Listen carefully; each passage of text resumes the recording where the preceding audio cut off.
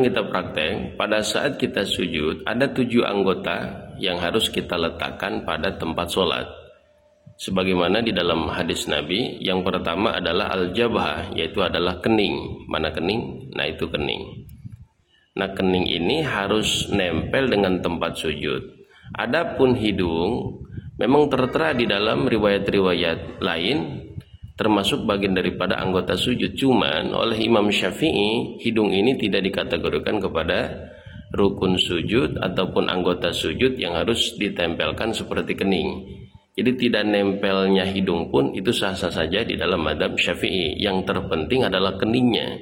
Kemudian yang kedua dan yang ketiga adalah 2 dampal tangan bagian dalam. Nah jadi rohah dan juga jari-jari bagian dalam tuh itu harus nempel pada tempat sujud. Kemudian warukbaten, yang keempat dan yang kelima adalah 2 dengkul. 2 dengkul nanti pada saat sujud dia harus nempel. Kemudian yang ke-6 dan yang ke-7 adalah jari-jari kaki bagian dalamnya. Jari-jari kaki bagian dalam. Nah jadi itu dia, jari-jari kaki bagian dalamnya harus ketempelan ataupun harus nempel kepada tempat sujud.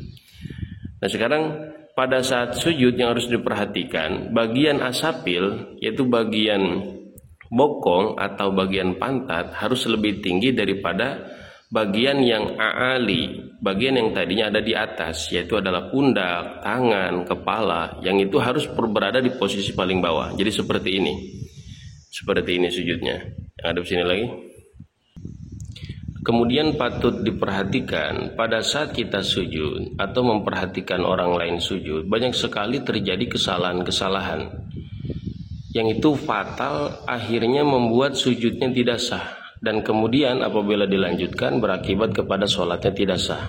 Yang pertama adalah tertutupnya kening. Jadi apabila kening kita tertutup, artinya ada penghalang antara kening atau jidat dengan tempat sujud, ini bisa tidak mensahkan sujud kita. Jadi contoh ini. Nah seperti itu. Pada saat dia mau sujud, pecinya contohnya maju ke depan, atau memang pada saat sholatnya begitu pakai pecinya, lalu sujudnya seperti itu, contoh kan, sujudnya seperti itu. Nah keningnya tidak menyentuh langsung dengan tempat sujud, terhalang oleh pecinya, maka ini tidak sah sujudnya. Bangun lagi. Atau seperti oleh rambutnya, contoh rambut. Aduh ya, nah rambut pada saat sujud, nah terhalang keningnya dengan rambut, artinya tidak nempel secara langsung antara kening dengan tempat sujud oleh rambutnya. Ini pun sama, bisa tidak sah sujudnya. Bangun lagi. Nah kemudian kesalahan-kesalahan selanjutnya yang paling sering kita temukan pada saat kita sujud adalah tidak menekuk ataupun tidak menempelkan jari-jari kaki bagian dalam kepada tempat sholat. Jadi seperti ini. Banyak sekali kita saksikan orang pada saat sujud tidak ditekuk, jadi jangan ditekuk. Nah seperti itu, ini tidak sah sujudnya. Jadi apabila kita sujud kakinya seperti ini, artinya ibu jari ataupun jari-jari kaki yang bagian dalam tidak nempel kepada tempat sujud, maka tidak sah. Jadi harusnya seperti ini. Begitu. Nah harusnya seperti ini. Ini harus diperhatikan. Tempat pada saat kita sujud. Adapun masalah merenggangkan tangan dengan lambung dan juga paha, itu adalah bagian kesunahan. Jadi seperti itu bedanya. Nah jadi adapun masalah merenggangkan tangan dengan lambung dan juga paha, itu bagian daripada sunnah. Contohnya seperti ini. Nah jadi antara tangan, lambung dan paha itu terdapat renggang. Nah renggangnya ini bagi laki-laki itu sunnah. Adapun bagi perempuan pada saat sujud disunnahkan untuk ditempelkan antara tangan, lambung dan juga dengan perutnya. Jadi seperti tempelkan seperti itu. Agak maju kakinya.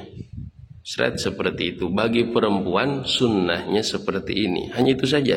Tapi ini hanya bagian sunnah ya. Jadi yang paling sering terjadi kesalahan pada saat orang sujud di zaman sekarang ini adalah menekuk kaki. Jadi mudah-mudahan kita semua Allah berikan taufik hidayah agar senantiasa beribadah sesuai dengan ilmunya, Allah terima ibadah kita, dan Allah jadikan kita golongan orang-orang yang soleh. Hadanallahu wa iyyakum ajma'in, wallahu a'lam bissawab.